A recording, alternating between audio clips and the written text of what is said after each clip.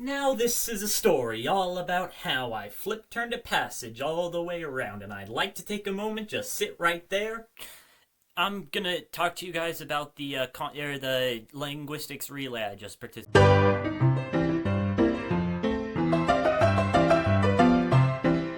So, if you aren't watching this in the playlist, what does that mean? Well, it's like that old game you may know as Telephone. You may also know it as Chinese Whispers, which I'm not going to comment on. Basically, we took a paragraph and we translated it into one language, then from one language to another until it was unrecognizable. Now that I think about it, this is basically the same as Google translating something repeatedly, except instead of using normal languages like Hausa or Chinook jargon or Damin ritual language, these are all our own strange, made-up languages, officially known as cursed Conlangs. I received this passage, formatted as such. It is written in Tlön. Tlön is a very fun language because it does not use nominals. So instead of the sentence, the quick brown fox jumps over the lazy dog, you would instead have the sentence, to jump over. So, with that in mind, the literal translation of this passage is more of something good is beginning to happen. Towards helping out often occurs while Nayam Minamak is said, towards snowing and the process of building or chiseling outwards beginning to smell, and to trot or flow centrally downwards towards counting to 8. Okay, you get the picture. It's very opaque. Nevertheless, I managed to push through a literal translation depicted here. Now, these nouns, as it were, are technically quotations, not nouns, and I do not have a translation for this name, Nayam Minamak. Also, these two words are one verb, but you're starting to see how unintelligible this default meaning is. So, after spending my first day translating this into English, I then sat on it for a few days. I bounced off of everyone, my mom, my dad, my sister. I even talked to ChatGPT. For me, that is unfortunately everyone because I don't have a ton of friends at the moment, but whatever. Point being, I did my best to latch onto a few key concept verbs. Number one, this phrase, the silk sea, is the only nominal I have to work with. For me, it conjures up images of those sheet weaver spiders that blanket the ground really thoroughly in Gippsland, Australia. Also, silkworms. Now, the first separated lines are clearly meant to be more flowery. A lot of the core meaning itself is from the big paragraph at the end, and the use of the imperative mood makes it seem like the first section is more informative and the second is instructional. Now, the use of verbs like weaving, secreting, scuttling, and incubating definitely confirm my initial prognosis involving some kind of arthropod. Furthermore, the use of stealing and pulling makes me think it refers to harvesting silk from them. But the rest of it still makes no sense. Smelling and building don't really seem to enter into this, but I did my best to make it all seem related to each other, and besides, translation is necessarily an act of creation. It's 10% what the author was trying to get across, and 90% your interpretation of it. So even if I get it wrong, I did it right. So here's what I came up with. The first sentence is pretty clear. A great and marvelous work is about to come forth. Now, I was informed that this construction is just how names are said, so Nayam Minamak always blesses us with her help. Nayam Minamak is feminine, because Nayam is a women's clothing brand. I can think of two interpretations of towards snowing, early winter and to the north. Now, since this sentence is very obviously June 3rd, I decided against early winter being the time frame. Now, McIneohp, you ask, if this is set in Australia, wouldn't June 3rd be early winter and towards snowing would in fact be south? Well, I don't necessarily know what's in Australia. It honestly feels very fantasy inspired, so I decided on a more general northern hemisphere.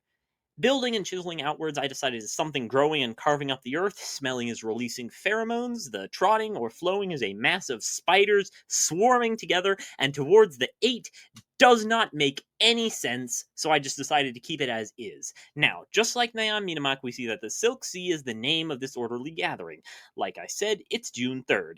Now, we see the initial emergence of the imperative, and it's no coincidence it shows up along with working. Clearly, this is an instruction to begin working on the silk harvest wherever the swarm is particularly active. Next sentence, hatching before stealing. Just as easy to interpret. Giving birth and watching down distantly earlier. Clearly a command to observe carefully for the mating. Why? Well, because at laying eggs before weaving and secreting, the spiders aren't going to be producing silk until after they lay their eggs. Containing and incubating is stronger than pulling and secreting. Now, this word stronger does literally mean tougher, not just better, so I think it means that silk from a mother that just finished laying her eggs is stronger than if you wait a bit. Now, hold on.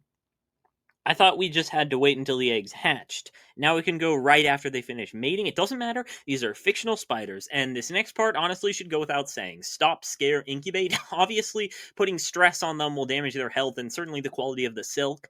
Now, the mothers have started producing silk. You can collect it, but before it contains or incubates or protects, obviously, and reading is a command to monitor and interpret her behavior while you harvest the silk. It's really that simple.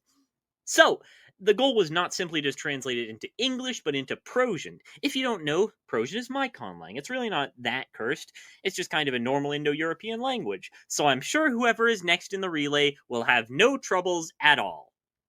So I don't think it's really in my best interest to explain all the sound changes I made, so instead I'm just going to explain the route I chose and then zip it down to modern times. So the word for great is mega, that's the same as Latin. The word for marvelous is literally striking, which is from to hit or strike. A work is a doing, this is cognate with to do. I ended up with this having no ending. Nowadays I would probably have standardized the feminine endings and yielded zutas, but who cares. To begin is cognate with gin. Nayam Minamak probably also would have taken a feminine nominative ending, but loanword declensions are complicated. I'll probably need to make a video on that soon. My word for always is pietki, which comes from to spread out. For give and gift, I use a root meaning to sell or exchange, cognate with portion in Latin, also cognate with pornography, but that doesn't really matter. Modern Prosian doesn't use the genitive, but the possessive pronouns are descended from them. North is a loan from Chinese, with the dative case tacked onto the end. The word for something is just that what. The word that is used for forming a bunch of pronouns and other relative nominals. Also, this is exactly how you form that word in Russian. I've been over the word for to grow. The word for carve is cognate with carve, and also graph in Greek. This word for earth shows up in most language families, but it usually changes in either form or meaning. Not in Tocharian or Prosian. When is what time, literally what now, and cognate with both terms. Air is loaned from Chinese. I'm not sure whether I would stress this ending or not. I do think it's worth it to have some irregular declensions if the only alternative is just eating the ending. Point being, to fill is cognate with to fill. The Chinese word for pheromone is communication chemical. Again, we don't use the genitive. This is accomplished with a particle that shows possession. I loan the word for chemicals, modern loan, and communication is from to announce or to call, cognate with to lie in English. The word for millions, or however big this number needs to be, is similar in logic to the Greek myriad in that it means countless. It needs to be straight. The first part is cognate with to reckon, and the second part means lack. So, spider is spinner, that's common to English. Swarm and mass are both from the word cognate to grind. In is in, and as far as I'm concerned, I should be able to skip over verbs that aren't significantly different. Every is the same as always. Year is loaned from Chinese. Congregate is press themselves together. Sight is cognate with video. Call is cognate with call. Silk is loaned from Chinese, and sea is cognate with marine. I went with simple names for month and day. I probably could have loaned them from Chinese, but I didn't. The word for to work, labor, I borrowed from the word to milk.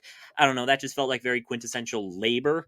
And I sort of have yaks on the brain whenever I do Prosian. Where is from which settlement? Swarm is nominative now. Writhe literally means to dance, and it's from a root that, strangely, does not seem to be related to writhe.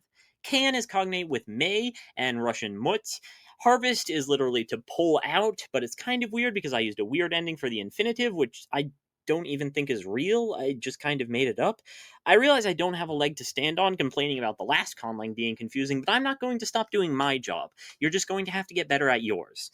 To hatch is to break out, and the nominative form of eggs is the same as one. Hey, at least it's not ultra French. To watch is loaned from Chinese to stare, and mating is giving birth, which I know is kind of a weird semantic drift, but I think it fits.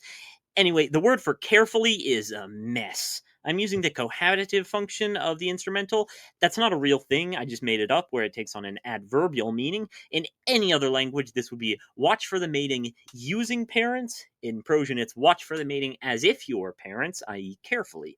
And even that's kind of ruined because the instrumental ending kneecaps the root so hard it's unrecognizable. The root for increase or expand is what I'm using for to make or cause. So because is in increase. To lay is to lay. It's cognate with every language. The word for to make is also used for secreting silk in this verb and this participle.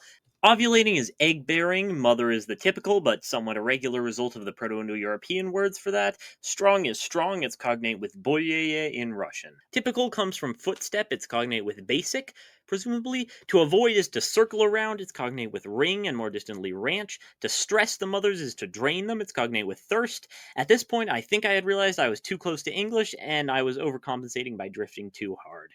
Now, or at this point, is this sun or this day. Previously in Prosian, I assigned the word for quickly to be light. With that in mind, slowly now becomes heavy. Wall is at one time, release is to be tired or leave, it's cognate with let. Brood and cover are both from different forms of to cover. The verb is cognate with sky and somehow not obscure, and the noun is cognate with hold. The word for continue is flow, move, or churn, it's cognate with ride and river. Monitor is observe in. Interpret is see through, it's cognate with through see. Behavior is living, it's cognate with quick, and that's the vine. Can't wait to see what other people did with this. Oh, this will be fun.